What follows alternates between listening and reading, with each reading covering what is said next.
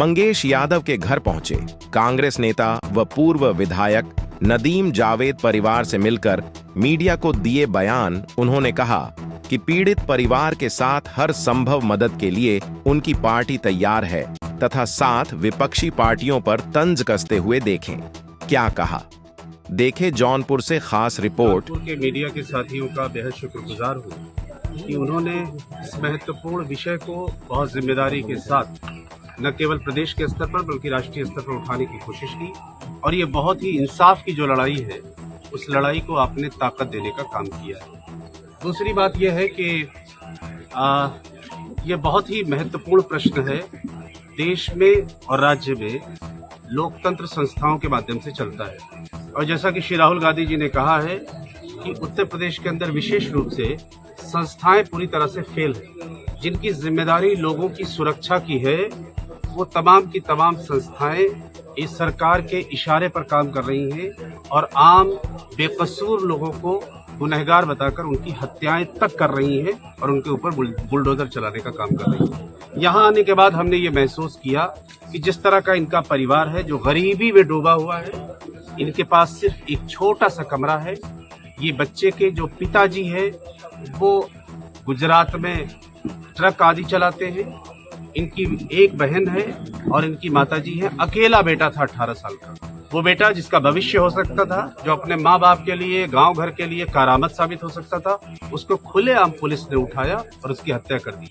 मैंने संस्थाओं का इसलिए जिक्र किया है कि पुलिस का काम किसी के ऊपर भी अगर किसी तरह का अपराध है तो उसको गिरफ्तार करके उसकी चार्जशीट तैयार करके कोर्ट में भेजना है, ये कानून कहता है। लेकिन आप उनको सड़क पर ले जाकर सीधे गोली मार देंगे और कहेंगे कि ये इंसाफ है, तो मैं समझता हूँ कि इससे ज्यादा अराजकता और इससे ज्यादा गुंडागर्दी कुछ हो नहीं सकती है, जो कि उत्तर प्रदेश की सरकार बेहद बेशर्मी के साथ कर रही है। कांग्रेस पार्टी की तरफ से मैं एक बात जरूर कहना चाहता हूँ कि कांग्रेस पार्टी का शीर्षस्थ नेतृत्व, विशेष रूप से श्री खड़गे साहब, श्री राहुल गांधी जिन्होंने ट्वीट किया, हालांकि वो अमेरिका में गए हुए हैं लेकिन वहां से उन्होंने ट्वीट किया, श्रीमती प्रियंका गांधी और कांग्रेस पार्टी का एक एक कार्यकर्ता बेहद दुखी है।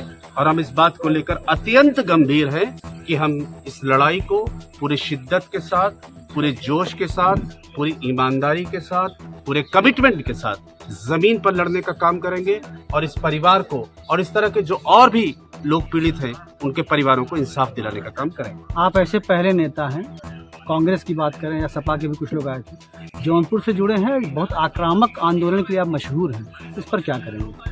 देखिए, मैं एक बात जरूर कहना चाहता हूँ, वो ये है कि हम जो लोकतंत्र में जो भी तरीके हैं जिसमें मीडिया के माध्यम से अपनी बात को पहुंचाना है, जिसमें सोशल मीडिया के माध्यम से भी अपनी बात को पहुंचाना है, जिसमें जमीन पर भी लड़ाई लड़नी है, जिसमें हमें सदन के अंदर भी अपनी बात को उठाना है, हम तमाम तरीके से जो भी लोकतांत्रिक तरीके से लड़ाई संभव होगी, हम बिल्कुल उस लड़ाई को जमीन पर जिम्मेदारी के साथ उतारने का काम करेंगे। राहुल जी से बात हुई आपकी?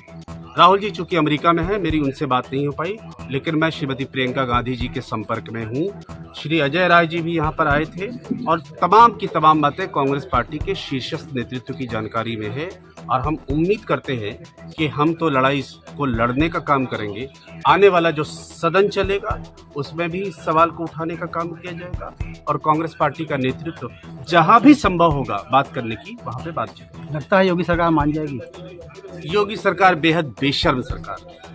इस सरकार में किसी तरह की हिस्स नहीं, वो इंसानियत की बात ही नहीं करती, वो हत्या को भी जाति और धर्म के आधार पर देखते हैं। मैं समझता हूँ कि सबसे बड़ा धर्म अगर कोई है तो इंसानियत का है, मोहब्बत का है, अमन का है, शांति का है। और योगी सरकार हो या मोदी सरकार हो, उनके पास नफरत के अलावा किसी तरह का कोई एजेंडा नहीं है। संविधान को तहस नहस करने का एजेंडा है और गुंडा राज को स्थापित करने का एजेंडा है।